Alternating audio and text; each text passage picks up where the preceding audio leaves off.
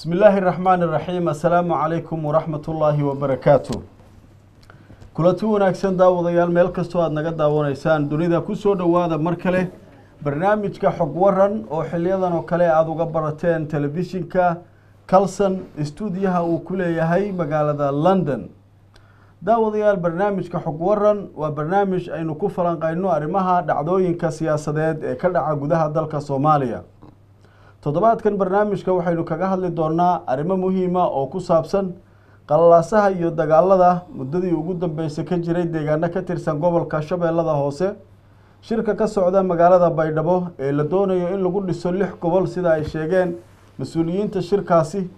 iyo saameynta uu ku yeelan karo saddexdii gobol ee hore loo dhisay haddaba daawadayaal sida la socotaan muddadii ugu dambeysay waxaa dagaalo soo noqnoqday ay ka dhaceen deegaano ka tirsan gobolka Shabeellada Hoose iyadoo dagaaladaasna ay dad ku dhinteen dad badanna ay ku dhaawacmeen iyadoo sidoo kale la sheegay dadna inay ku barakaceen dowladda federaalka madaxweynaha Soomaaliya ayaa dagaalkaasi cambaareeyay kuna baaqay in degdeg loo joojiyo iyadoo beelaha ku dagaalamaya deegaanka Shabeellada Hoose qaarkoodna ay ku eedeeyeen dowladda inay iyadu mas'uul ka tahay gaar ahaan madaxweynaha waxa ka socda gobolkaas haddaba dagaalkaas muxuu saameynaa ama uu ku leeyahay shirka ka socda magaalada Baydhabo ee la doonayo 6 gobol oo gobolka Shabeellada Hoose ay ku jirto barnaamijkeena arrimahaas ayaynu si weyn ugu falanqeyn doonaa waxa barnaamijka igala qayb gali doona Cornel Cabdullaahi Dulle oo isagu ah siyaasi kana mid ah ciidankii nabad sugidda Soomaaliya isla markaana iminka ah gudoomiyaha xisbiga shaqaalaha Soomaaliyeed waxaana uu muddo ka soo shaqeeyay gobolka Shabeellada Hoose muddo ayuu halka deganaa waxaana uu sheegay inuu aad u garanayo deegaankaasi iyo sida dadku ay ugu nool yihiin intaba waxaa sidoo kale barnaamijka igala qayb galaya suxufiga la yiraahdo Ilyas Saciid Cali oo lagu naanayso Ilyas Qalinle waa agaasimaha ahna tifaftiraha website-ka la yiraahdo Isha Baydhabo oo kamid ah website-yada Soomaalida ee aadka loo akhristo mar kale aad baad u mahadsantihiin martida sharafta leh sida aad barnaamijka uga soo qayb gasheen ugu horreyn waxaan siinayaa Cornel ku soo dhawow mar kale barnaamijka xog waran runtii ma ahan markii kugu horeysay aad ka soo qayb gasho dhowr mar ayaad barnaamijka ka soo qayb gashay caaw waxaanu doonaynaa inaynu ka hadalno arrimo muhiim ah oo xilligan taagan dagaalka ka socda gobolka Shabeellada Hoose aragtidaada sidee u aragtaa bismillaahi raxmaani raxiim waxaan salaamayaa lamaan saaxiibada horta fadhiyo nadaara salaamaya ummadda Soomaaliyeed salaamaya meel kasta ay joogaan naga fiirsanayaan inay ayaguna si fiican nala fiirsadaan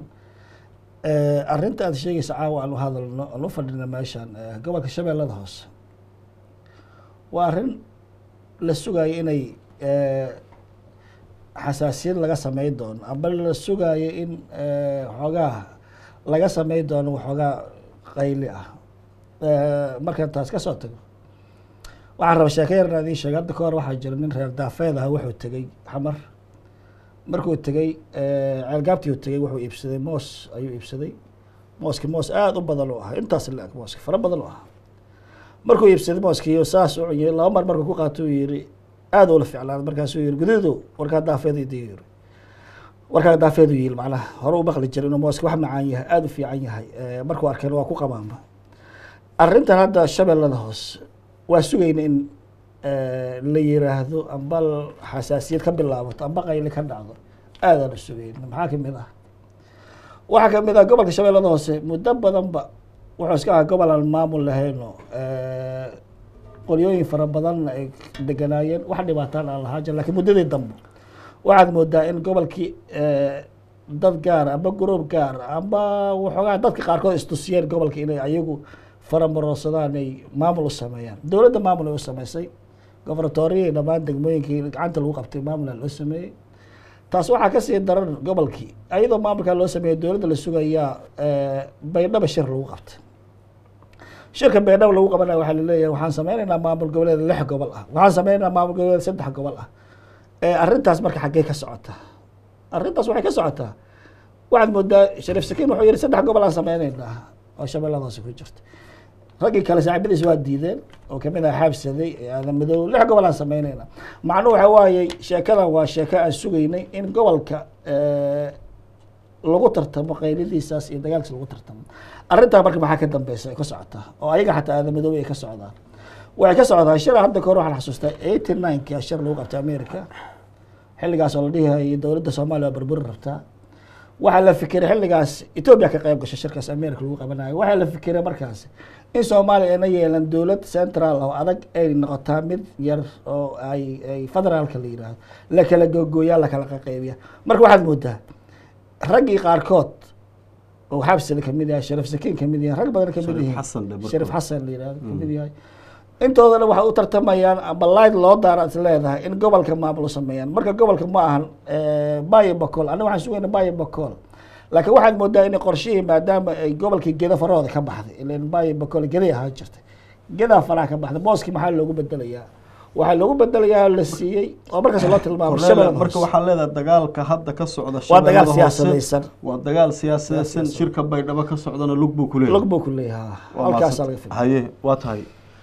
Ilyas waxaa tahay suxufi Soomaaliyeed si weyn muddadan waxaad wax uga qoraysay shirka ka socda Baydhabo arinta uu korneelku leeyahay dagaalka shabeellada hoose ka socda waa mid siyaasadaysan Baydhabo ayaana laga abaabulayaa si goboladaas Baydhabo ay u hoos tagaan maxaa ka jira warkaas bismillahir rahmaanir rahiim wasalaatu wasalaamu ala nabiyina Muhammad wa ala alihi wa sahbihi wasallam marka hore waxaan u mahad celinayaa ilaahaygi inoo suurageliyay inaan fadhiga aan soo imaano annagoo qof walbaba amba fikirku waxaan baarsan yahay oo ummadda Soomaaliyeed halkan kaga gudbiya marka labaad waxaan u mahad celinayaa TV-ga caalamiga ee Kalsan TV iyo adigoo Cabdiqaadir Cashir Nadaar oo barnaamijka mar walbaba inoo fududeeyay runtii ummadda Soomaaliyeed oo ummad walaalo ah wada dhalatay dhaliyo ka dhaxaysa dhinac walbaba ka wada dhalatay waxaadna moodaa markaad eegto qaabka ragga qaar ee u hadlayaan haddana midibkii kula wata Soomaalinimadii kula sheeganay qaabkii u hadlayaan marka aragto Soomaalinimadii iyo wadanimadii kugu dheereed uma mararka qaar aad ishalmaansiinaysa amba aad ka tagaysaa gobolka Shabeellaha Hoose markaan u soo laabano gobolka Shabeellaha Hoose arrintiisu waa arrin soo jiitamaysa 20 sanaba gobolada Soomaaliyeed Soomaalidu way isku duushay way wada dagaashay laakiin mar walba dhulka wuxuu u dambeeyay dadka dhulka leh amba mar walba u dambeey jiray waxaad moodaa gobolka Shabeellaha Hoose 20 sanaba in lagu habsaday amba qolo aan ku tilmaamay Mooryaan ah meel kale ka yimid inay gobolka xoog ku haystaan Mooryaan taasoo aan ognahay meelaha ka kala imaadeen caasimadda Muqdisho iyo gobolka ka sii fog ka kala yimid waxaad moodaa dadkii deegaanka u dhashay oo xaq u lahaa dhulka in haba yaraatee taladii iyo dhinac walbaba aan loo ogoleen oo dad kale duulaan ku ah 20 sano ilaa hadda ku kor fadhiya runtii Soomaaliya 20 sano kadib haddii dawlad federaal ay dhalatay waxaan aragnay amba aan islahaynay dawladda federaalka maadaama ay dhalatay waa laga gudbay markaan in qolo kale ay ku duushiyo in ummad xaqooda qolo kale ay xog ay ku qaadato laakiin wali waxa inoo muuqda in bahashu ay tahay faanoole farag hama qodna ay Soomaali arrinteedu ay kaaf iyo kaleer ay marayso kow ilaa aysan joogin marka waxaan aaminsanahay anigu gobolka wax ku dagaalamay inay yihiin mujaahidiintii gobolka u dhashay iyo Mooryaan ku soo duushay laakiin shirka Baydhabo ka socda ayuu korneelku ku yiri waxaa laga waan u soo laabanaya fidnada iyo dagaalka Shabeellada Hoose waan u socdaa shirkaas ayuu la xiriiraa waan u socdaa haye shirka maxaa nooga sharaxi kartaa horta anigu Cabdullaahi Dulle anigu garamaayo hadalkaani meeshuu ka keenay weligeed lama sheegin asaga aaminsan adiga laakiin maxaa ku difaacaysaa waan hadlayaa iyo ogolaado aan hadlo waxaan ku sheegayaa Baydhabo iyo gobolada koonfureed oo dhan waa taariikhdoodu meel ku qorantay waa la yaqaanaa ma ahan meel dad lagu soo duulo ma ahan meel ummad Soomaaliyeed in dhiigeeda lagu daadiyahay looga tashtamo haddii shirka Baydhabo uu meel fiican marayo Soomaaliya oo dhan iskaga kala timaaday gobolada lixda waxaan moodaa Ingiriiskan joognaa iyo ogolaw inaan dhamaysto hadalka haddii magaaladii Baydhabo meel walba la iskaga kala yimid lixda gobol la isugu tagay maamul lix gobol koonfur galbeed la yiraahdo in lagu sameeyo la rabo walaalahay Muqdisho maamulkii ay waxay u arkeen inuu yahay maamul halis ah marka intaan lagu dhawaaqinba waa in laga hadda Shabeellaha Hoose laga sii bilaaba si yaani looga hortago waxa ifafaalada ah oo wanaagsan oo ka soo socda Baydhabo marka waxa la dagaalka Shabeellada Hoose magaalada Muqdisho ka socda cagsigeedu waa cagsiga u dhigay Baydhabo ma heeno inuu khaldama ma ku laaw mar kale Muqdisho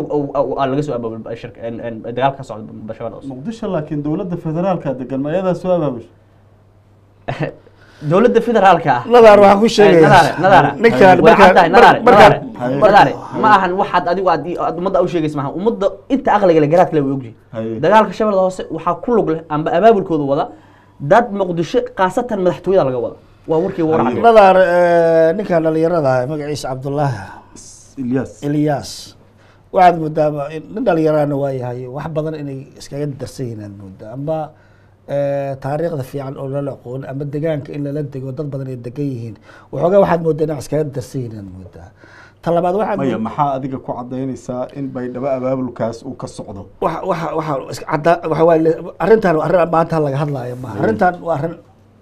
muddaba soo socotay waa arrintan u fiirso shir baa la qabtaa laleeyahay oo lagu qabanayaa baydhabo okay marna dhegtooda jalaq uma siin war gobolkan shabeellada hoose oo ay degan yihiin digil iyo daambe dadkaasi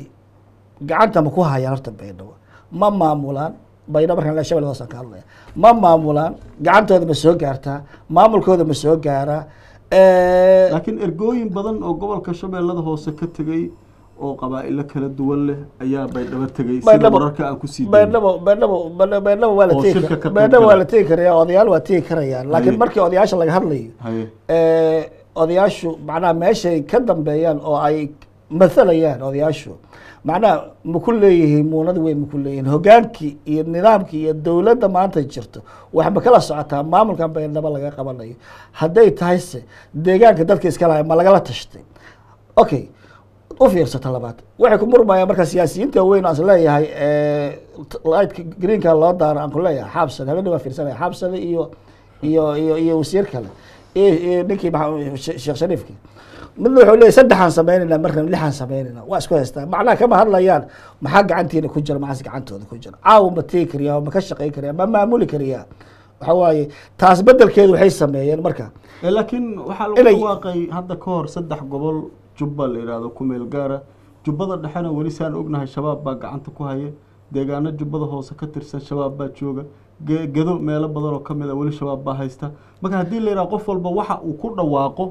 ma joogaa isagu ma ka talin karaa soo wax kaloo kama horreyn arrinkaa arrinta waxaa fiican gogol markii la qabanayo ama Haye. arrin la sameynayo ama wax la sameyo waxaa fiican dadka deegaanka in lagala tashtaa fiican aniga kula hadlaya deegaankan ku dhashta arrintaas ay sheegayaan waa maqlaaya moge laakiin haddana saamayn iguma lahaba laakiin yaraatee. ujeedada ay dagaalka uga abuurayaan reer baydhabo shabeellada hoose maxay tahay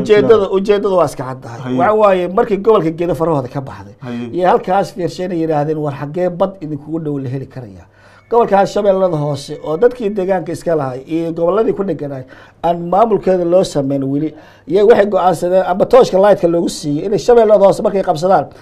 deegaanka ugu dhaqaalaha badan inuu yahay dekadna ay heli lahaayeen gobolkaas instiid ay qaadan lahaayeen geeda ku dagaalami lahayen kuma dagaalami waa sii daayeeno shabeellada hoose maanteed waxay sameynayaan influensaha dagaalka hadda maanta socda oo lagu leeyahay dagaalaa ka dhacay waxa waaye dagaalkaas waa dagaal laga abuurayo kismaayo laga abuurayo baydhabo waa iska caddaan waa sababta ujeedada le waxay tahay in baasha kor loo qaado markii la kululeeyo la gubana ciidamada amisom la keeno gacanta lagu dhigo maamulka ay sheegayaan shirka ay sheegaan kaga dhawaaqaan hadhowna connect looga sameeyo lagu xiro halkaasay ka dagaalamayaan ujeedada wax kale maaha bal ninkii la dhahayay faysal cali waraab waxaa la hadlaya dhahayay gobolkaas maxaa laga rabaa macnuu waxa waaye hala kululeey sida jubbaland loo kululeeyo oo kale addis ababa la geeyey dowladda waa lagu qasbay inay saxeedo tanna waxay rabaan waxoogaa in la qaso markii la qaso kabacdi shir lasugu yeero la fadhiisiyo amisom waxaa leedahay siyaasadaysi. gobolka shabeellada hoose sidiisaba yaan xisaabta lagu darsanin oo labadaas arrinka gobol madax kale bannaan labadaas gobol ay ka madax banaan tahay labadaas gobol waa ku filan tahay marka dadka xagga degan iyo dadka halkan degan isku deegaan ma ahan isku qadiyadda ma ahan baa maya leedahay qadiyad ma waxa waaye gobolkaas sidiisaba siyaasad ahaanna weligiis baydhaba loogama talin Haye. maamul ahaanna loogama talin haddana inay iska dayanayaan Haye. qolka haye ninkan waxaad moodaa aniga marka hore markaan halka imaanayay intaan imaan ka hor waxaan u haystay inuu isoo hor fariisanayo qof deegaanka dadka dega ah amba dadka aan deegaanka kusoo dhaweyn laakiin korneelka wuxuu noo sheegay ukaad aan muddo dhamayst ayuu ukaad aan kasoo dhamayst shaqeeyey, adoor halya ukaad uu deganaa. ukaad haye anigu korneel ma dhahayo Hmm. maxaa yeelay ilaa hadda maba hubiba korneelnimadiisa beryahan dambe sanooyinka dambe waxaa soo baxday erey ah amba qorshe ah oo ay wataan nimankan ka yimid dhanka iyo muqdisho wixii ka xageeya kii dictornimo raba amba kii jarnaalnimo rababa wuxuu ka raadinaya gobolka shabeellada hoose wuxuu leeyahay gobolka shabeellada hoose ka soo shaqeeyey korneel baa halkaa ka ahaa markaan korneel ka ashan nabadoo ka mar rabin aan ku mashquulo waxa taytalkiisi wixiisa waxaan u sheegayaa cabdullaahi inuu hurdo ku jiro uusan ka warqabin wax ka socda xiriirka ka dhaxeeya shabeellada hoose ana mas iyo waxa magaalada Soomaali wax Soomaali ka socdahay haye kama warhayo haye waxaan ku sheegay nadaare gobolka shabeellada hoose dhibaatooyinkiisa ma ahan dhibaatooyin halkan lagu soo koobi karo dhibaatooyin badan baa 20 sano ka taagnaa gobolka shabeellada hoose waa gobolka kaliya oo ilaa iyo hadda dawlad walba oo tahay maamul rasmi ah oo deegaanka ah in laga sameeyo aan la rabin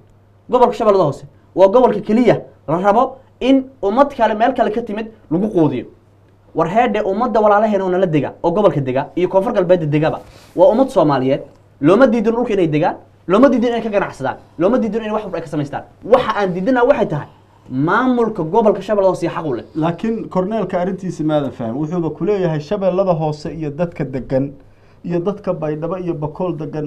laba daday kala yihiin marka waxaa la rabaa in gobolkan xoog lagu qaato sidiisaba oo wax cilaaqo ah oo dadka degan halkaas iyo halkan maba jirto ku leeyahay taas maxaa ku difaacaysa adiga baydhabo iyo magaalo madaxda gobolka shabeellada hoose marko dadka degaa waa dad wada dhashay waa dad dhaliin ka dhaxaysa waa dad culture ka dhaxaya waa dad language ka dhaxaya baydhabo kan jooga iyo kan marka jooga kuma hadlaan kuna dhaqanna maahan ninka aadan yaba la jooga Abdullahi intaas ogaa aadan yaba ninka fadhiya iyo ninka guraceel fadhiya aan ka dhamaysto oraliya ninka guraceel fadhiya iyo ninka aadan yaba la jooga iyo ninka baydhabo iyo marka jooga iyo baraba jooga isku dhaqan ma isku dhaqanna ma isku culture ma kalsoonida waxaan ku sheegay dhageyso haday dhaliin jirto waxaa dhaliye ka dhaxeeya dadka dega koonfur galbeed Soomaaliya min ka soo bilaaw bakool bay gado jubbooyinka iyo shabeellada hoose dhaliya ka dhaxayso waxaa ka dhaxayso language ka dhaxay xulba ka dhaxaya walaalkay wuxuu ka cadeysay anaa wuxuu leeyahay shirka baydhabo maxaa lagu casuumi waay wax kale ma anaa meeshan ka sheegay shirka baydhabo waxaan ku casuumayaa dadkii aad ku casuumay dadka soo raacdaysatay oo aad ka soo raacdaysay deegaanka walaalaha kula ahaa oo ii sheeg maxay ahayd oo cusleyda ahaa oo ii sheeg maxay ahayd gobleenka ahaa oo wacdaanka ahaa ayaa ku casuumay baydhabo ninkan waxaad moodaa inuu iska hawo ku jiro hawo dheerna ku jiro aniga markuu turjumayo aadi baa ku sheegay aadi baa waa degaa meeshaan waa degaa waana kaaga badana talabaad anigu digil aan aqaanaba mirif lama baqaan hadda ka hor waa sheegay saasaan u sheegay waxaa wada degnaa digil iyo daaba divide and rule ma soconayso horta dhageysaa divide and rule ma soconayso way dhamaatay divide and rule Yurub joogna waqtigi fiiri lama joogo waxa tiri ingiriiska joogna dhageysaa divide and rule fiiri marka waa anigu war digil anigu waa aqaana waa dadkeena waay wiligeena maamul lahaa jirnay isteediyada ka horna maamul jiray inantii maxamed siyaad ka hor isteediyadii waa wili waa la sugayaa maamulkii ilaa hadda wada hadalada socdo anigu qolo soo shaqo tagtay waan ogolahay bay iyo bakool deegaankooda ay leeyihiin ogolahay waa erey siyaasadeed bay bakool erey siyaasadeed laakiin influencer dagaalka la ka sameeyay shabeellada hoose oo aad leedihiin dadkii kicinayna beeraha ku jiro hantida guriga feeri walaalaha xamar degan ku sheegayo shabeellada hoose deganahay number contract deganahay ilaa iyo halkaas degan markaan deganahay ilaa iyo waxaan deganahay meeshii ugu dambeysaan deganahay ima sheegi kartid ima tilmaami kartid anigu digil waa aqaana waa soo dhaweynaynaa iyo dambe dadkeenu waay dagaal uma rabno influencer aad ku saysiin oo ka sameynaysiin meesha oo lacag soo siinaysiin ilmaha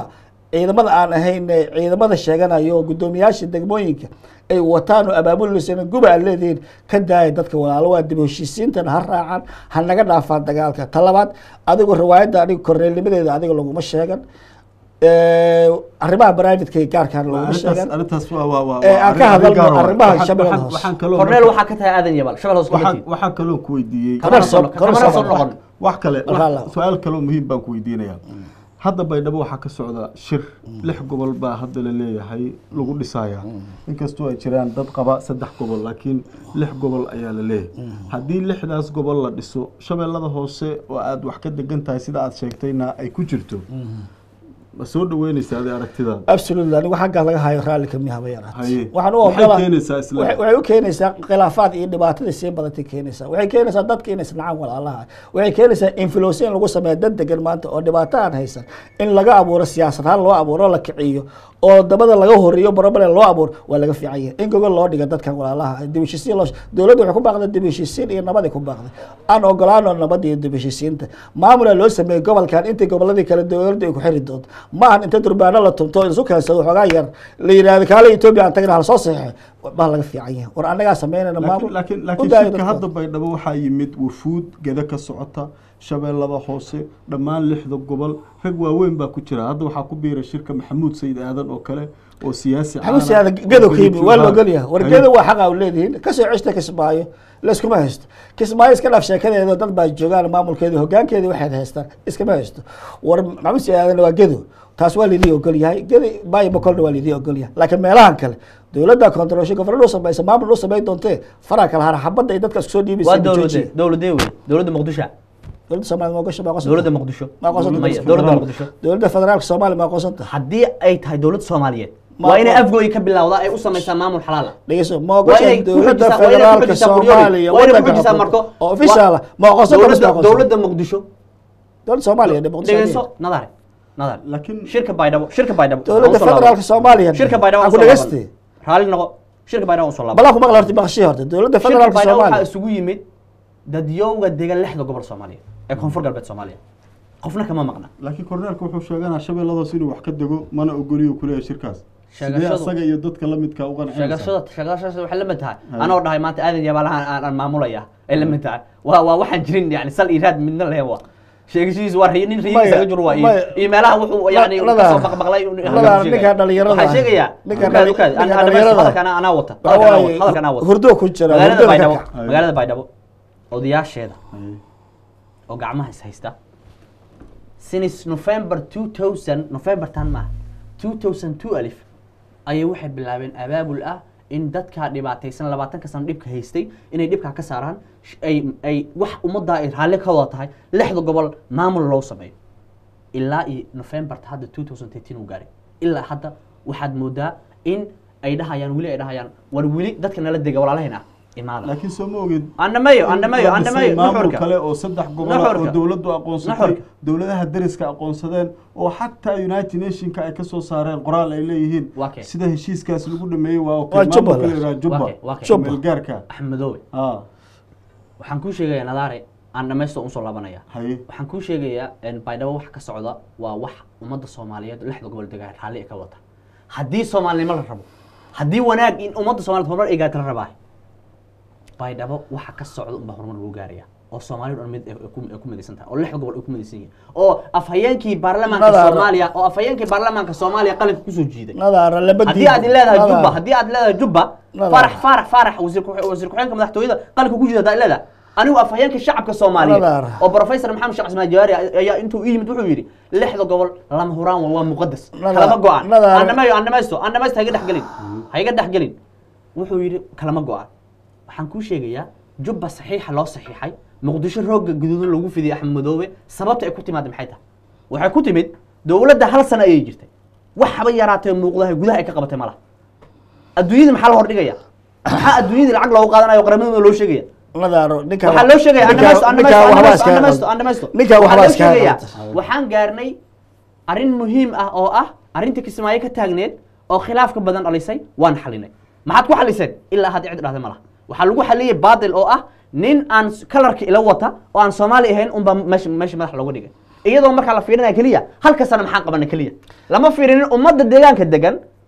oo 5 Soomaaliyeed ka kooban dhibaatada iyo dhulkooda ninkan loo hadiyay lama fiirin nadaar dhageyso nadaar ninka bal jooji adiga meesha ka baxay nadaar ninkan waxaad moodaa inuu habeen inuu joogo iyo maalin inuu joogo kala garaweysan yahay moodaa war maamulka Baydhabo waa fiican tahay shacabka inay sameystaan maamulna waa taageersanaa oo ma diidan laakiin keewa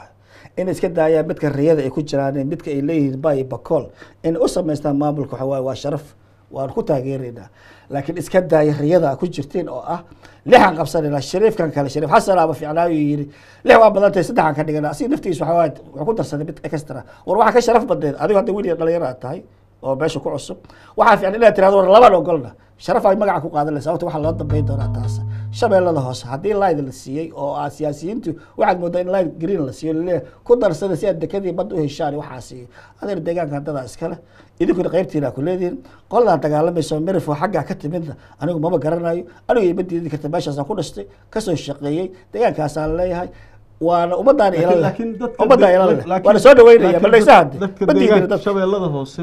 hadday ogol yihiin inay baydhabo waxa ka socda raacaan wixii ka soo baxana taageeraan maxaa qabanaysaa hadda ma baxo laakiin la gaar afti marka markii mataqaanaa ee dadka la weydiinayo war dadka annaga odayaal u ah odayaalka naga weyn waa joogaan loomana diidayo dadka afti markay rabaan meeshay rabaan ay raaci karaan laakiin kusoo boodkaan oo ninkaan imaan karin hadda ee kusoo haadaya baydhabo fadhiya dhahay halkaas anaa iskale اللي هذا الكلام واحد بقى لما تيجي مامنا لو سمي تيكر الله سمينا هذول تيكر هذا النظام كوحكفي عن شباب الله سي واكنا ولا تيكر واسكو فرنتا لكن دتك وحوا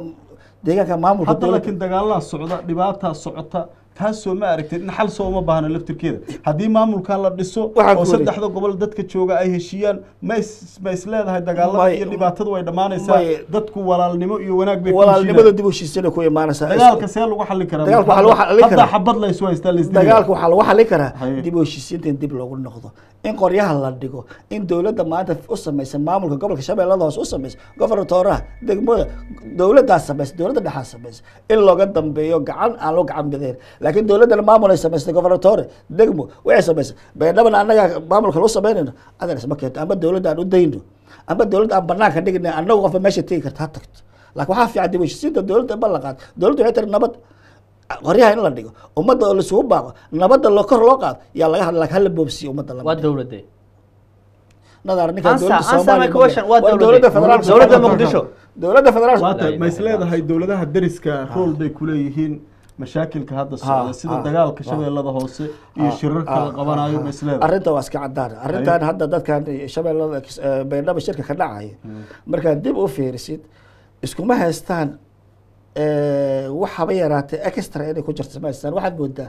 inay hal mar kusoo haadeen oo inta light green la sii ah maamul samaysta oo midna leeyahay waxaan samaynayaa mid guud midna leeyahay mid yar aan samaynaya already light la sii wadamada dariskaasi gaar ahaan waxaan jeclahay Ethiopia inay samaysan jeclahay sababta shirkii America qayb gashay oo ahayd in Soomaaliya in awood yeelan laakiin noqota qaybo kala duwan u fiirso wuxuu ku leeyahay maamul oo sameeyay shabeellada hoose ujeedad maxay tahay in influencer la kacasho cirka la gelsho la wada qayli ka baad ciidamo la keeno ciidamo si yihiin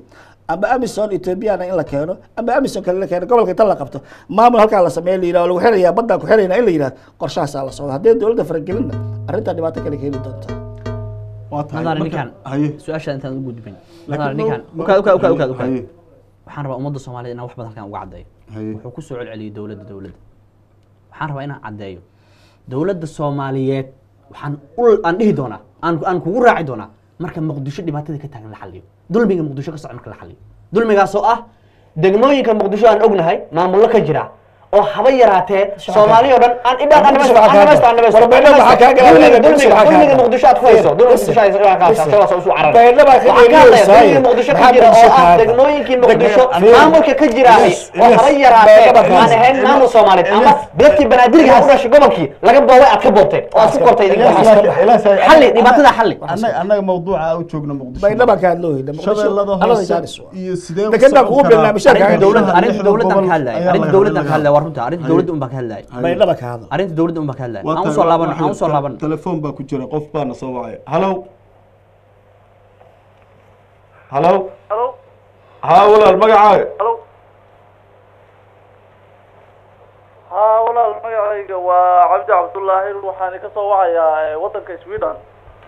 haya Cabdi walaalow ma la socotay barnaamijka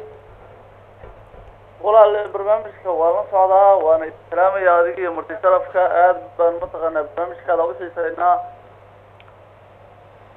haye maxaad ku soo kordhinaysaa walaal adoo soo koobaya waxa waaye bo wadaan ra'yigayga ka dhiibto barnaamij nimanka martida oo meesha ku hadlayo waxaan leeyahay sida uu sheegay reelka maahanayato arrintaasi in mataqaanaa laga qaldan yahay gobolada dhexe oo saddexda waxa weeye madaxtooye laga soo waxa ka dambayso sida madaxweynuhu uu uga hadlayo oo ah in mataqaanaa sidii qof shacab ah kaliya inuu yiraahdo haye hello dadkan waa ka xunnahay Cabdi raali noqo mar kale nagu soo celi telefoonkaaga aad buu u go'ayaa Ilyas adaan kugu soo noqonaya su'aal baan ku weydiinayaa maamul baa hadda dhisan oo dowladdu aqoonsatay haddayna waa ku weydiiyey su-aashaas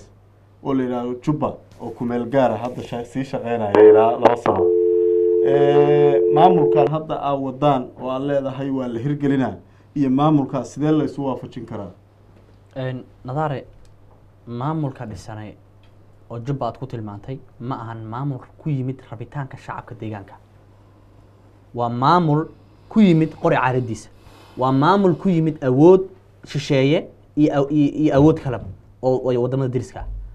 maamulka aad sheegayso hadda jubba aad ku tilmaantay dadkii ka qayb galay ayaa hadda baydhabo fadhiya ugaasidii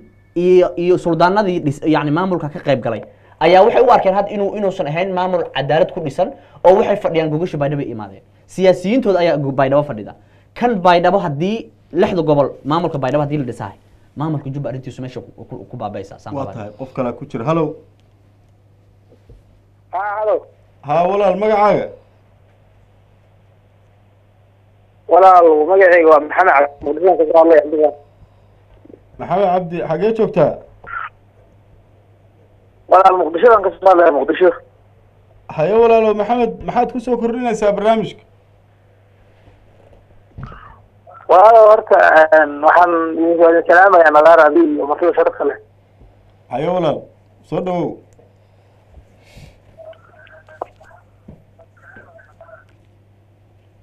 waxaan leeyahay horta masiibada iyo dhibka jira ilaaha naga qabto soomaalina saaka waxa waaye in gacmaha lagu taagtaagamayo in loo soo duceeyo waa dhibka meesha jiro meel walba haye walaal soo koob haye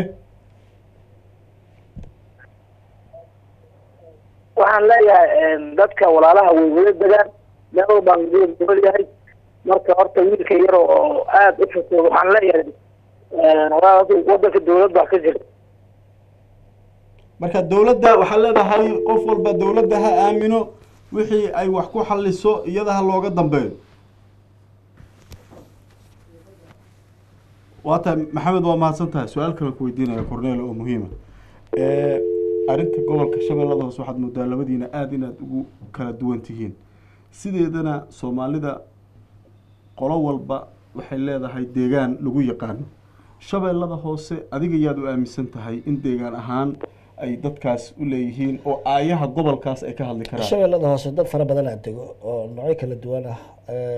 dad gooniya oo lagu tilmaami karo ma lagu jirto tilmaamo ma jiro dadka waxaa dega degelaa dego oo naqaana waxaa dega daambaa degan waxaa dega biimaalaa degan waxaa degan nooc walba dadaha degan marka dadkaasoo dhan ka go-daa maamul sameynta ciday raacayaan ayay ka go-daa laakiin qola yaroo xaggaas isku xirtay oo durbaano tumanayso dhahayso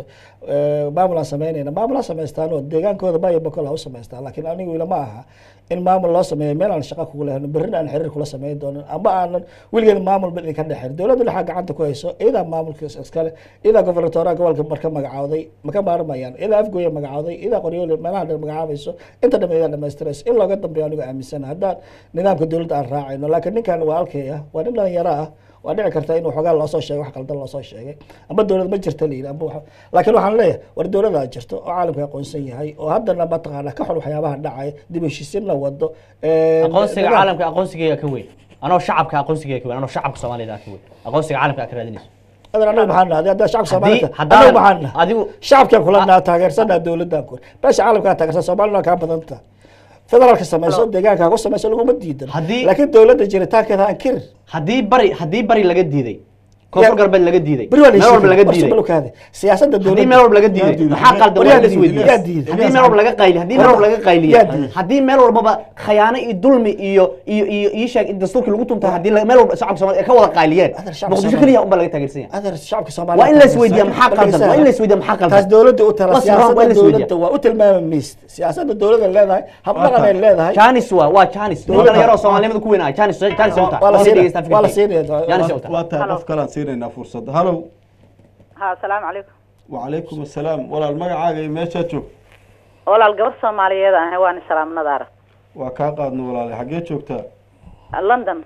haye walaal soo dhawow waa la socotay barnaamijka walaal sheekada waa la socday aad iyo aad waxa aad iyo aad ayaro ah korneelka iyo markii hore wiilka isla hadlay dad isku qalma maaha oo korneelka nadaara waxay ahayd nin asaga asaagiisa oo wax la fahmay inaa u keento markii ugu horeyso wiilkan yar oo u moodo bakeriga qabiilka in la soo cabsiiyey waxaan jeclaan lahaa hortaabaa jiri jiro taa wax ku keeni waaye kolka hore wadankaaga dhinac ka raac dadkaaga dhinac ka raac dawlad inay jirtana asaga la weydiin maayo Soomaali weyn oo dhanaa dawlad inay jirto og wadamayaasha hadda la isku haystana dib u dhaca xataa ma uu fahminin wiilasha asaga astaagiisa lagu xasuuqayo meesha la yiraahdo South Africa Kenya dhibaatada taala waxyaabaha haduu fahmi lahaa Soomaalidu raadin lahaa ee qabiil ma raajin hal arrin baan rabaa inaan wax yar ka saxo ma rabno annaga inaad attack qof ku samaysid laakiin fakarka qofka iyo dhaliilaha waxa uu ku hadlay waad samayn kartaa laakiin inaad tiraahdo maya aniga asaga ma micnaha waxaan u sheegay waaye aragnimada micnaha nadaaro TV live uu yahay meediyihii aad ka hadlayso xogaa waa laga qurux badan yahay laakiin qofka fakarkiisa waa dhaliili kartaa laakiin shakhsiyadiisa gaarka ah aniga hadda aniga waxaan dhaliilsanahay wiilka fakarkiisa waan dhaliilsanahay taas waa fiican tahay odagaana maxaa tada ninkii wuxuu u diidanaa korneelnimadiisa nin korneel oo Soomaali usoo shaqo u diidan yahay micnaha marka waxaan jeclaan lahaa adiga xataa dadka isku mistawa inay noqdaan laba qofood wax isku ogol ama ninka xataa levelkiisa ninka u ogol inaad u keento ninkan ma sha Allah waa ninka korneelku waa nin beeshin ah dadka gobolkood ma yeeleen bida kuraasi gadilaysa kuma Yurub la joogo marka waxaan ku talinayaa wiilkan yarkaan waxaan leeyahay warniyo Soomaali weyn way ka badanta dadka taageerna waa ma santahay dawladda taageer dadka uu sheegayna qaraar dawladda waa ma santahay aad iyo aad baad u ma santahay haye nadar waxyar haye qara Allah si wala shay gabar Soomaaliyeed oo qirad ku jirta kulli qirada laakiin wax kale ha u arkin fakarka qofku waa la dhaliili karaa waa gabar Soomaaliyeed waa wala shay haye way dhaliili kartaa haye way ugu xad gudbi kartaa si hadda ugu xad gudubtay waa gooni anigu laakiin lagama yaabo inaan waxay ugu sameysay mid la mid ah taa ku sameyn lagama yaabo haye waxaan u sheegayaa gabadhu waa gabar qiraysan qirada ku jirto qirad Soomaaliyeed iyo qirad si kala noqotay qirada ku jirto kulli ida ku sheegaya anigu nadaare nin dhalinyaro Soomaalnimo ku weynaa war anigu dawlad Soomaaliyeed ma diidan Soomaali inay dawlad leedahayna waan jecelnaa waan ogolnaa laakiin dawlad baan sameynay madaxweyne Xasan Sheekh Maxamuud aan u doortay madaxweynenimo baydhabo tagay khudbadiis ugu horeeyay dhageysan muxuu yiri mataqaana reer baydhabo 20 sano dawladii kacaanka ilaa hadda wax dawladnimo ma dhimin laakiin maanta waxa idin sheegaya Muqdisho dawladdu inaysan fadhiin doonin ee ka soo dhaqaaqi doon dawladnimada ay dhimin doontaan muxuu ugu bedelay mataqaana dhulkooda 6 gobol ah isagoo kala tashan nin Ethiopia ka yimid inuu qalanka ugu jiido Axmedooba inuu qalanka ugu jiido abaalmarin uu sameeyay asaas ugu abaalmariyay inuu dhaho saddex gobol un baa qofka u hadiyay abaalmarin ugu dhigay xagga madaxweynigii hada gabadha wax xumaana ma sheegin wiilku waxay tiri xogaa faster ah stage sababtoo ah aniga reeleebada ka sheekeynayay nin sarkaal saraan ahay gabadha way ku difaacday ku laabanay hadal fikirkaaga hadal gabadha ka hadal fikirkaaga hadal walaal in disoo sara soo marahay jaamacad soo marahay aw cadeynta horta taas ka hadlayna marka waxa fiican xogaa anigu wax ka sheegay ma nin fiican ah tahay waxa lagu soo dhibaan la ka rabaa inaan ka bedelaan rabo wax kale ma rabo waada aaminsan marka waxa waaye dawladda waa jirta aan taageerno maamulkaasna waa taageersanahay laakiin waxa isfidinta oo hadayso baan leenahay maamulkuna waa taageersanahay waa tahay qofka kale ee ku xiga ayaa siinayna hallo assalaamu calaykum wa calaykum assalaam walaal magacaaga iyo meeshaad joogto walaal samatar guuleed baa la dhahaa ingiriiskan ka soo wacaya ayaa samatar soo dhawo walaal walaal waa dhawaay waa idin salaamay dhammaantiin adiga iyo labada maaragtay nin oo maaragtay dooda ka hadlaysa waa ka xumahay dagaalada ka jira shabeellada hoose ilaahayna ha qawajiyo soomaalidana ilaahay ha midayo balse waxaan u sheegayaa inanka yaroo meesha fadhiya oo maaragtay hadalladu ka dhacdhacayaan inuu soomaalinimo u hadlo dadkan uu leeyahay Ethiopia ay ka yimaadeen iyo maaragtay waxa uu ka hadlayo waxa aad looga xumaaday uu leeyahay niman Ethiopia loo dhiibay maaragtay jibooyinka Ethiopia way digtaa Soomaalidu ninka uu sheegayana waxa weeye waa nin maaragtay muwaadin Soomaaliyeed marka waxaan u sheegayaa inuu joojiyo hadallada maaragtay dhibaatada abuuri kara inanka yar waa tahay aad baad u mahadsan tahay saaxiib sidaad barnaamijka fakarkaaga ugu biirisay waa yahay qof kale ayaa siinaynaa isagana inuu barnaamijka nagala qayb galo hallow waa ka xunnahay qofkaas uuna maqli waaye cornele marka hal mid baan aan rabaa inaan ka hadalno waad ujeedaa hawshii way socotaa baydhabo qarash badan baa ku socda wafdi badan baa tagaya maalin walba 6 gobol baan dhisaynaa bay leeyihiin haddii dadka 6daa gobol dega ay isu yimaadaan ay heshiiyaan oo ay maamul ay ku midaysan yihiin dhistaan maxaa ku jaban baa isleeda nadar waa soco waaye aan orda looma baahno waaye waxaa ka fiican intii laisku riixi lahay meel buuxda kubayt ah qolkaas haddii la buuxo haddaan la isku riixo waxaa ka fiican qol firaaqa inaan galo isku riixo ka fiican shacabka Soomaaliya haddii wax u qaban lahaayeen dad baa u qabtay u sameeyay maamul dadkooda doorteen haddana nabadii iyo wixii ka shaqeynay hooshooda haystaan okay saddexda kale soo hartay oo sheegay sidaas uu afka dhiganayo mid ha iska daayo oo deegaanka Banaadir State xiriir la jirtay maamul la lahaa jirtay dhaqan la lahaa jirtay haddana waxba ka halaamayaan dadka anaga la degan waxay rabaan noqdaan xaqooda helayaan maamulka dawladda ugu dambeynayna anaga waa sameey karnaa cawada Banaadir State hadda korna waa sameeyna dhowr mar laakiin dawladda tirarta ma loo kaadshi intaan goboladii iyo meelihii kala habeynayno taasay lagu joogaa mooyee sidoo kacsayo kacanka anaga baan ugu jiraa laakiin haddana waa isdejinayna dawladda kaga dambeynayna okay jawaari gudoomiye baarlamaanka hadduu yiri sameeyo maamulka jawaar wax fiican oo yiri sameeyo maamulka waa fiican laakiin 6 sameey iyo 4 sameey waxa la hurdan waxay tahay warbaay bakool u sameeyaan la hurdoonin anigu sidaan isleeyahay marka maamulka in la sameeyo dadka loo sameeyo maamulka waa waxa loo socdo waa in lagu daydo Puntland Somaliland Jubaland lagu daydo waxa beelabo dagaalka hadda socda sidee lagu xallin karaa dagaalka waxa lagu xallin karaa fadhi in la dib u heshiisiinta dib loogu noqdo in dadka kacdoonka lagu sameeyay oo faleebada kaga socoto baydhabo faleebada ka joojiyaan oo dadkan deegaanka iyo kuwa la dagaalamayaan waa isleeyihiin meelay wada dhasheen xaqoodana dawladda u kala qaadayso wax dhibaato ma la dawladda kontrolsho hadda amniga dawladda ku jirta maamulka dawladda sameysay laakiin governortorihii dawladda sameysay iyo gudoomiyaha degmada dawladda sameysay haddii dawladda eedeynayo horta nasiib darro waa dawladdan laga rabo aniga nimaan sameeyay governortor ka dhigay ama gudoomiye ka dhigay dawladdeed wax ka sheegay la door calan ka qaadi lahaa mid aniga daaxsana saar lahaa dawladdeeda la rabaa in farageliso gobolka Shabeellada Hoose haddii ciidamada gardar yihiin ka qaada ka bedesha wixii ku jiro haddii maamulka degmada oo ilmaha la sheegayo madaniga watay ku dagaalamayo oo baydhabo faleebada ka socota dawladii ay soo weerartay ciidamadii ay soo weeraray wasiirka arrimaha gudaha la rabaa talaabo inuu ka qaado wasiirka ashaadhiga arrimaha laakiin caawa dhan waxa ku celcelinaysaa dagaalka Shabeellada Hoose baydhabo ayaa laga wadaa maxaa cadeynood u haysaa ilaa hadda ciidan baydhabo ka yimid oo halkaa yimid oo ka dagaalamay miyaa jira wafdi baydhabo ka soo baxay oo tagay goboladaas miyaa jira mise waa iska maawaaleysaa waxaan ku yiri qofka markuu weyn yahay aqligiisna waa weyn yahay waxaa la dadka korkooda wada indho waa hadii kale aqli waa anagu rag waa weyn nahay waa garan karnaa meesha loo socdaa garan karnaa Shabeellada Hoose waxaa loo socdaa in Banaadir State laga gooyo ee Shabeellada Hoose waa la deji weelina Amison la deji bal warkay meel ku qornada wandiyaan ku tusayay Amison la deji markii Amison la deji waxa taata amba Amison Ethiopia noqotay amba Amison Uganda noqotay markii Amison la deji gobolkaasi intana maamul yaro dhicisa mataan lagaga dhawaaqo la yiraahdo hal isku keeno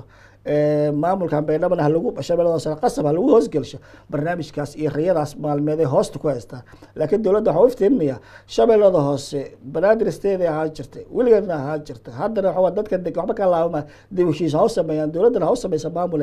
isteedeeda ku fadhida iyadoo dusha ka saaran tahay xaqooda ha u banayso waa tahay waxay roo ku imaanay Ilyas qof baa siinaya hello assalaamu alaykum وعليكم السلام ولا المقعاقي ماشي تشوف مرينا لي بانada waa ku salaamay waa ka qaado walaal barnaamijku waa la socod waa la socday waxaan rabaa inaan fikradeyda ka dhiiftaan haye walaal soo dhawow haye waxaan dhihi lahaa horta Soomaaliya nahay wadankan waa naga badan yahay aan ku heshiino wanaaga iyo xumahana wanaaga fiican ee xumahan iska dayno wiilka yarkaana xaraarada iyo xamaasadda hayda iska daayo waa yar yahay waxyaalo badan oo fahansaneen wadankeena dib ay u dhigay siiba goboladeena koonfurta 20 iyo dhowrka sano qasan dadka aad oo ficlaayana waa dad la dega suurtooyaan lees halaynin dad aan la degin oo dhaaxa ayaa horta jira laakiin Soomaaliya la wadayo wada walaalo leeyahay madax waxba adi maxaa ku talinaysaa in wax walba wada hadal lagu dhameeyo ilaa jubada dhaxay jubada hoose ay degaan hana ficilin hana na dheeraynin annaga dadka taqaanayna nahay oo idin la degi jiray weligin kacab marka hana fogeeyina wadanka waxaan ku talinaysaa in wax walba wada hadal iyo wanaag lagu dhameeyo annaga ku dhalana annaga 40 sanana waa dhaafna meelaha uu sheegaa waa aan ku lahayn ilaa talyaaniga awoowayaasha abayaashan joogeen hadda maxaa ku talinaysaa asaga leh runta markaan idiin sheego xuntaa oo beentaana hala joojiyo baydhabo iyo bakool iyo baa iyo bakoolna u suubsada maxaa ahay toy maamul haddii laysku darsanaana waa la jira dawladdana waxba ha inkirin maraykanka oo adduunka ku kaadsha ayaa yaqaana marka hadal fiican ha lagu hadlo maryan aad baad umahadsan tahay fakarkaaga aad barnaamijka la qaybgashay nadaare ummadda soomaalida ummadu wada dhalatay marka hore hadalkii aan ku bilaabay waa ummadu wada dhalatay aan kala maarmin ummadda aan ka hadlayo aan hadda anigu halka aan kaga hadlayo maaha ummad shacab ah maaha waxaan kaga hadlayaa dadka qoryaha wata oo raba inay ummadda deegaanka degan inay baadaan hantidoodan xoog kaga qaataan rabaan waxaan kuu sheegayaa dad aniga iga waaweyn nadaar ukaad dad aniga iga waaweyn ayaa jira oo deegaanka ku dhashay haddana deegaanka asal ahaan kasoo jeedin meelo kale ka yimid looma diidano ganacsatada shacabka looma diidano waxaan ka hadlaya waxay tahay inay dadka fahmaan rajeynaya hadalkayga waxaan ka hadlaya waxay tahay dadka qoryaha wata oo raba inay xoog ku maamulaan waxa war raali noqda lama joogo 2013 la jooga xilli xoog la isku maamulo lama joogo haddaa rabti inaad xoog wax ku maamushaan deegaankiina u laabta deegaankiina shacabkiina maamulo waxaan ka hadlaya nadaar ninkan wuxuu ku soo celceliyay wiilka yar Soomaalida wuxuu ku maamahdaa guul lama kala weynee garaad un balays dheeri guul ay weynta waxba tari maayo hadii hadalkaaga uu halkan uu maanta waxaad kaga hadlaysaa waxaan ku sheegay nadaar hadii wanaag la rabo Soomaalina Israaciil la rabo waxaan qabaa dadka Muqdisho fadhiya lagu xallin karaa dagaalka hadda shabeellada hoose ka socda dagaalka shabeellada hoose waxa lagu xallin karaa waxa lagu xallin karaa in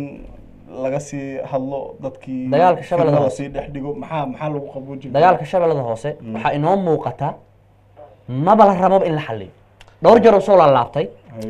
dawladda hadda uu sheegay dawladda Soomaaliya ku celcelinayo hadii dacadnimo ay jirto wanaag uu jiro dagaalka shabeellada hoose si dhakhso leh ku xallin kartay wadanka waxa joogo Amisom wadanka waxa joogo ciidamada ajnabi ah waa la xallin karay lama rabo in la xalliyo maxaa yeelay dadka qoryaha haysto gobolka joogahay xagee lagu celinaya nadaar ma lagu celinaya looma hayo haye dadkii may gumeys ku haysanaya marka soo dagaal ma absolute wax soconaya nadaar waxa waa dagaal faa'iido ma leh dagaal wiil baa ku dhintay wiilku ma dhashay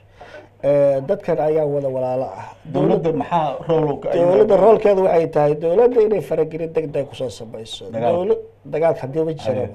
waa jiriyaa hadoo jiro waa buuriyeen war dawladda ha farageliso meelaha wax laga sheegayo ha farageliso dadka hubku tilmaamaya ha farageliso madaxda saraakiisha oo sheega ha farageliso gudoomiyaasha degmooyinka iyo gobolada ee taageersan dagaal beeleedyada oo dawladda dhexe wax ka sheegay ha farageliso waxna ka qabato laakiin adii ma ku muuqataa dawladda dhowr jeer ayay gobolka tagtay wasiirka arrimaha gudaha wasiirka gaashaandhigga wasiirka cadaaladda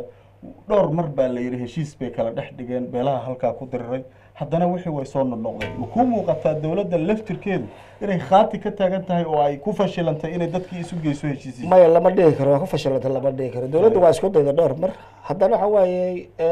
dawladda ra'iisul wasaarihi hadda cusub la keenay oo shaqadii fresh la ah shaqadii cusub isbedelada dhacay marka isbedel dhacay dagaalna waa dhacay sideedaba dagaal goor buu dhacay wuxuu dhacay markuu isbedel jiro hadda ma bilaaban dagaalka xaaladda kala guud taariikhda dib ugu noqdo dagaalka mar hadda ma bilaaban dagaalka markuu isbedel dhacayo iyo laga faa'iideystayo dadka dib wadayaasha ay ka faa'iideystaan waxa waa isbedelka dhacay ra'iisul wasaarihi hore baxay oo dawladdiisa la dhacayso dawladda cusub soo dhiga gaabkaas badweynka iyo ka faa'iideysanayaan dadkan dhibaato wadayaasha ah hadeeba jirtaba marka waxa la rabaa dawladda faragelina ku suubiso sida ugu dhaqsaha badan waa taan ku sheegaa waa gudoomiyaasha iyo dadka tilmaamtay ku celcelinaya kelmadaas in gudoomiyada dawladda ay magacaawdo in dawladdu wax ka sheegiyo oo yiraahdo dawladda ciidamadeeda ay soo weerareen inuu yiraahdo idaacada uu taagnaado waxa la aqbali kara ma gudoomiyada daacad ah oo dadkiisa daacad waa deegaankan wax u qabanayo ummaddan wax u qabanayo waa dawladda ay samaysaa sida ugu dhaqsaha badan marka waxa waaye anigu rajo badan ka qabaa isbedelada marar badan waxa lagu soo celiyay in gobolkaas uu ka jiro dulmi oo dad dhibaato lagu hayo arrinka adiga ma ku muuqda gobolkaas bari waa ka jiri jiray bariyihii warlord ka jiri jiray waa ka jiri jiray laakiin hadda maxaa isbedelay bariyaasi hadda waxa isbedelay dawladdii maanta jirtay bariyaas jirtay dawladdu waxay ahayd xilli warlord ahayd macnaha ka wada waa markii la sii maray la soo maray jiray xilli warlord ka joogo laakiin dawladda timid meesha caalamka aqoonsan yihiin maamul deegaanka loo sameeyay dawladda wax hadda dhibaato oo aad ogtahay oo ka jira gobolka ma jiraan may gobolka xasiloon daraa la tilmaamayo beelnaba ka socoto beelnaba filusada ka socoto dawladda ku xisaabtantay wax kale oo dulmiya oo dadku ay sheeganayaan ma ka jiraan leedahay maya waa baqal dagaalada jiro dagaalada dawladda inay joojisaa la rabaa ama beeleed ha noqdaan ama ciidamo ha noqdaan ama maamul ha noqdaan dawladda wax ka qabataa loo baahayo waxay tahay waa tahay qof baa siinayna kadibna waxaan soo gaarnay gabagabadii halow waa ka xunnahay qofkaas uu na maqli waaye waxaan Waxyar, waxyar, waxyar. soo gabagabeynay Waxyar. gabadha ugu dambeysay Maryan ah. waxyar qof Waxyar. waxyar ku soo noqonaa halo waa tahay waxay walaasheena Maryan waxay tiri waan isla degnaa waa wada dhalanay markay dhibaataysanaayeen annaga ayaa wax sii jirnay waxay hilmaatay 1940 fakirkiisa qofku waa dhiiban karaa dib ma u sii raaceen aniga waxaan ka rabnaa sida wax lagu xallin karo dagaalaa jira dhibaataa jirta waxaa sheegtay in dulmi ka jira gobolka dhibaataa ka jirta xalka muxuu yahay xalka ma wuxuu noqonaa in mar kale haddana la is abaabulo dagaalo kale la dhigo dhibaato kale Soomaali lagu celiyo maxaa lagu celin karaa haye annagu uma baahnin hadda iyo dagaal iyo dhiig sokay inuu taataa maxaa waxaan u baahannahay maadaama dawladdii ay ku dhisan tahay federalism ay ku dhisan tahay oo qof walba gobolkiisa isaga inuu xukun tahay in loo daayahay ay ku habboon tahay in yani dadka duulaanka ku ah gobolka shabeellada hoose in laga soo saaro dadka deegaankan loo ogolaado ayahooda inay ka tashtaan inay maamul iyagu raalli ay ka yihiin inay samaystaan muqdisho odayaal fadhiya waxay intaas oo san bilood ay fadhiyaan ay isku raaceen in maamulka ka jira gobolka Shabeellaha laga bedelo maamul kale iyaga isku raacsan loo sameeyo ilaa hadda warqadii la geeyay madaxtooyada 6 bilood madaxtooyada way soo dhaafi lahayd lama rabo in yani codsigooda in wax laga bedelo lama rabo dawladda warqadii meel loo isaga tuuro dawladda policy-geeda waxa ah gobolada la xoreeyo ee dawladda xoreysa inay iyada maamul u sameyso oo looga dambeeyo dawladda iyadoo dadka deegaanka kala tashanaysa maamul sameynta gobolka laakiin dawladda maamul sameynta gobolka haddaan diidno ee dhahno mid kale aan anagu ku caawiminayna Beendhabo lagu sameynayo annaga ma aqbalayno shacabka haddaan shacabku meesha federal dastuurka ku laaw federal dadka wax sameysanayo dawladdu waxay sameyn kartaa waxa ka horeeya wax sameysanayo balkaad waxa ka horeeya gaabka banaan inta wax la sameysan ka waxa ka horeeya dawladda inay u magacaado maamul governor iyo degmooyinka markay buuxiso systemka ayay jihayn doontaa gobolkaas dawladda gacan ku siin doontaa fadhiga loo qaban doono dawladda waxaan ka codsanayaa sida ugu dhaqsaha badan dadka ay deegaankooda madaxtooyada ay ka fadhiyaan ay ayagu u diidan yihiin inay samaystaan maamulkooda Banaadir State iyo waxyaabaha u dhow inay dawladda dejiso haddii kale taariikh xumadii iyo aqoon ku dhacday ila mas'uuliyadda reer Banaadir xaqooda u ogolaa horta xaqooda ka diidan yihiin waa tahay daawadayaal barnaamijka waxaanu soo gaarnay gabagabadiisa toddobaadkan barnaamijka waxaynu kaga hadlaynay dhibaatooyinka iyo dagaalada soo noqnoqday ee ka jira deegaano ka tirsan gobolka Shabeellada Hoose iyo sida loo xallin karo waxaanu sidoo kale barnaamijka ku soo qaadanay shirka ka socda magaalada Baydhabo iyo saameynta uu ku yeelan karo dhacdooyinka 6 gobol qaar ka mid ah sida Shabeellada Hoose dhibaatooyinka ka jira barnaamijka waxa igala qayb qaatay oo aan uga mahad celinayaa Cornel Cabdullaahi Dulle oo ka mid ah saraakiisha ciidamada Soomaaliya mudana ka soo shaqeeyay gobolka Shabeellada Hoose gaar ahaan xaruntiisa magaalada Marka waxaana uu iminka yahay gudoomiyaha xisbiga shaqaalaha Soomaaliyeed waxaa soo kale barnaamijka igala qayb galay Ilyas Saciid Cali oo isagu ah tifaftiraha iyo agaasimaha website-ka la yiraahdo Isha Baydhabo wuxuuna wax ka qoraa arrimaha siyaasadda Soomaalida muddadii ugu dambeysana wuxuu aad uga howlanaa warbixinada ku saabsan shirka ka socda magaalada Baydhabo iyo qaabka looga qayb galayo aad baa u mahadsantahay